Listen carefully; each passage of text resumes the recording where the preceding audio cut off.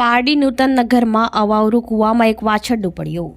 પારડી નૂતન નગર વિસ્તારમાં આવેલ અવાવરૂ કૂવામાં એક વાછરડું અંદર પડી ગયું હતું, જેની જાણ ગૌરક્ષક કીર્તિભાઈ ભંડારી, રાજેશભાઈ, રાહુલભાઈને થતા તાત્કાલિક સ્થળ ઉપર દોડી આવ્યા હતા અને ત્યાં જોતા કૂવામાં કચરો સાથે દુર્ગંધ મારતા વાછરડાને બહાર કાઢવામાં મુશ્કેલી સર્જાઈ હતી। જો કે કૂવાની અંદર ગાયનું બચ્ચું પાણીમાં ડૂબી જવાથી મોત નીપજ્યું હતું, જેને દોરડાની મદદથી ભારે જહેમતે બહાર કાઢવામાં આવ્યો હતો। જે બાદ બીજે દિવસે પાલિકાનો સ્ટાફની મદદે વાછરડાને દાટી અંતિમ વિધિ કરવામાં આવી હતી। ત્યાંથી કીર્તિભાઈ ભંડારીએ જણાવ્યું હતું કે અહીં આવેલ અવાવરૂ કૂવાને બંધ કરે, જેથી આવી ઘટના ફરી ન સર્જાય તેવી માંગ કરી હતી।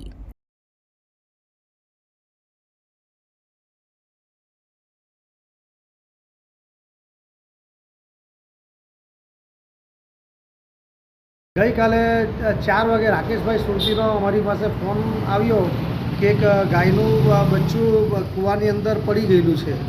આ કૂવો અવાવરો હતો, એટલે અમે તરત જ અમારી ટીમ રાજેશભાઈ, રાહુલભાઈ અને સુરેશભાઈ દીવા અને હું પોતે ગૌરક્ષકમાંથી ફટાફટ અમે જરૂરી સાધનો દોરડા લઈને ત્યાં પહોંચી ગયા।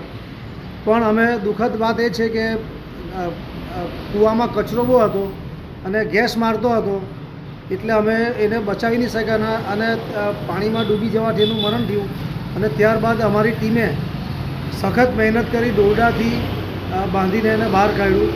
અને ગઈકાલે સાંજે 6 વાગી ગયેલા હોવાથી પાલિકા બંધ હતી, એટલે સવારે પાલિકાની ટીમ પંકજ ગરાણીને લઈને પછીથી ત્યાંથી લઈને એને અમે દટાવવાની પ્રોસેસ કરી।